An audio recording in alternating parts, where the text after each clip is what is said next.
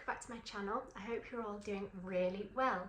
I am so keen to get today's video filmed, and the reason why, if you've been following my journey, you will know that I have severely damaged my liver due to alcohol, and my official diagnosis was decompensated liver disease. This week I have been back to see the specialist at the place I got my detox done, and the results of my liver and how much it's healing are absolutely astounding. So what I wanted to do is talk today through 4 tips of things that I have been doing throughout my journey that I believe have truly helped contribute towards the healing process of my liver and this diagnosis. So just before we dive into the 4 tips, well, what happened with the specialist this week? They were able to do a liver functioning test, which they couldn't even do during my detox due to the severity of my ascites, which is the decompensated liver part when all your functions are not working anymore. And they got the readings back through. My blood tests are now coming back completely normal, which is absolutely incredible. And yes, there is still inflammation of the liver, which will be monitored. My next update with that will be in 3 months' time. But we're really seeing an improvement. So I want this to offer hope for anyone that may have this diagnosis of the steps that I have personally taken, and also to give you a bit of insight into some of the really scary consequences of what this did lead to hopefully spread some awareness. So, 4 tips. And just to confirm, the specialist has said I no longer officially have this diagnosis. So I can only talk about what's worked for me, which leads to my disclaimer. I'm not a doctor. I can only talk on the 4 things that I think have really helped towards contributing healing my liver, and I just want to share them with you and use that information as you wish. So tip number 1, and this is stating the obvious, and I've got to say it, is complete abstinence from alcohol, and I'm talking permanently. I am under no illusion to go back to alcohol even once could have such devastating consequences now, but it's easy for me to maintain this strong mindset of seeing it as the absolute enemy and despising it because of the torture that it put me through at my most ill. And I will be talking through some of those side effects and symptoms. They were terrible.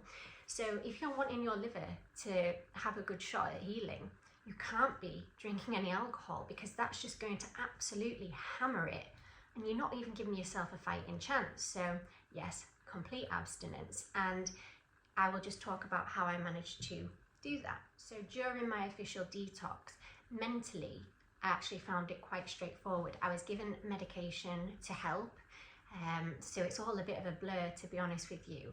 But on the physical side, oh my goodness, so just to talk you through it, the ascites, the swelling, absolute agony, impossible to get comfortable, impossible to eat, bleeding from various places, including my nose and my ears and my gums, and some of the bleeding that I won't go into detail about.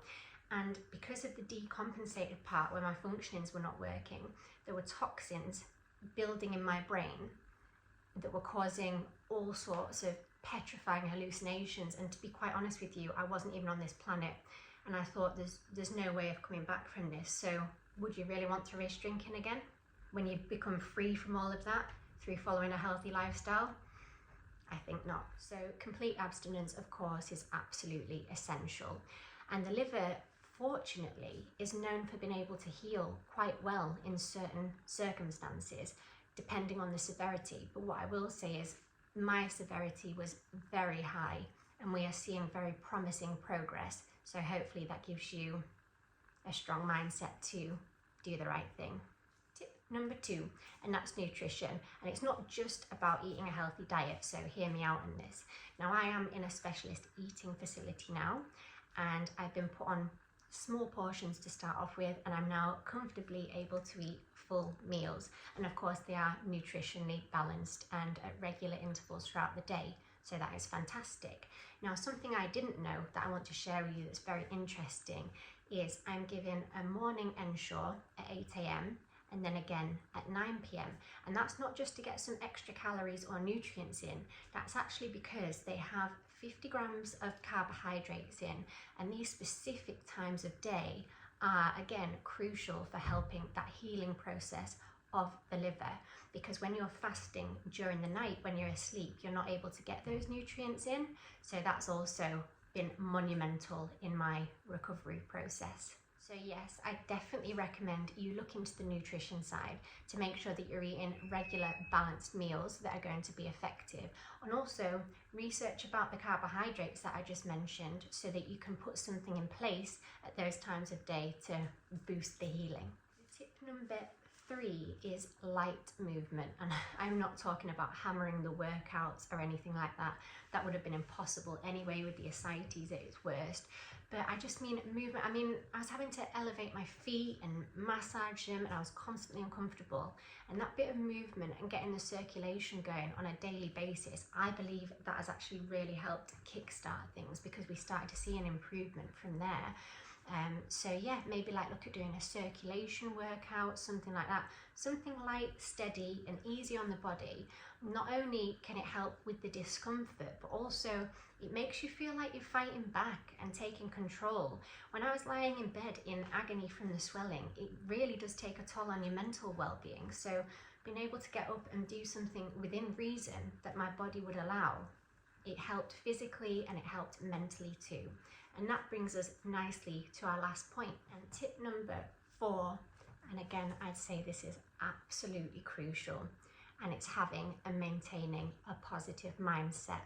And I don't mean that in a cliche way. It is actually known that if you maintain positivity throughout, the actual physical health benefits that that can offer in terms of the immune system, in terms of healing. And just to give you an example of how that worked for me, I wasn't actually aware of my official diagnosis when things were at its worst.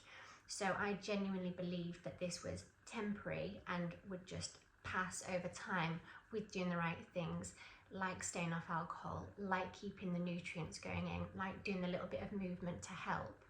But I think if I'd have got the diagnosis at its worst, that could have put a lot of fear into me and also hindered me thinking that I could get well.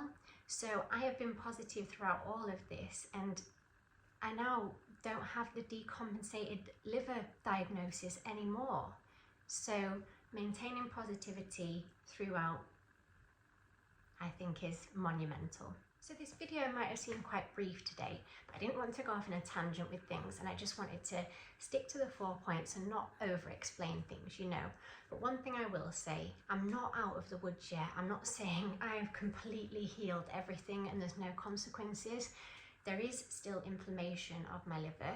We don't know to what degree the scarring is until we have the 3-month update, and then we know how much it's healing at what rate. What I can tell you, like I said, the diagnosis is no longer, and that is confirmed. My bloods are normal when you can imagine what they were like at its worst, and they are normal for someone that doesn't even drink. So that means that I'm not suffering from the blood clotting issues or anything like that, jaundice, any of those side effects. So yeah, I'm definitely on the improve and heading in the right direction. And I just really wanted to give hope to anyone else out there too, to take action and stay positive. And hopefully your journey will be similar, and I'd like to say that you can heal as well.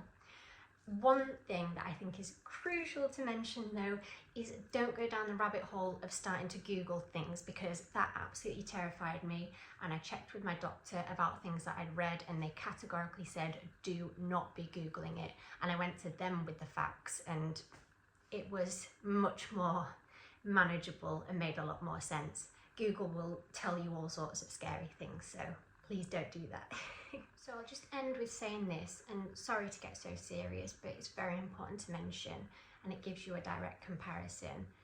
I genuinely have gone from it was touch and go at its worst. I won't sugarcoat it. We didn't know if I was going to recover in any way at all, and that's petrifying. And I now can comfortably say that I have the possibility of living a very fulfilling life and having a decent quality of life. Yes, there might still be permanent damage, and I have to accept that, but it's not going to hinder what I want to do. I'm still in my 20s, and that's the point I wanted to make. If you find that you're going down that route with alcohol now and think that you'll get away with it, or you're not experiencing these symptoms and things, neither did I. It literally, I was absolutely fine, and then it all hit me all at once. And I have been actually quite lucky, as well as following these tips in this video, which I genuinely believe have helped a lot. So just ask yourself, is it worth it if it can lead to such a serious diagnosis? If you want more details on my journey and how this happened and what I was like throughout the process, just have a look at my channel, as I've been documenting it from the start, so it's all on there. I will get this posted today to hopefully help people and inspire them to fight back and stay positive. Lots of love. I've got future content planned, and for anyone that's following on my journey, I appreciate you so much. Have a great weekend and speak to you soon. Bye.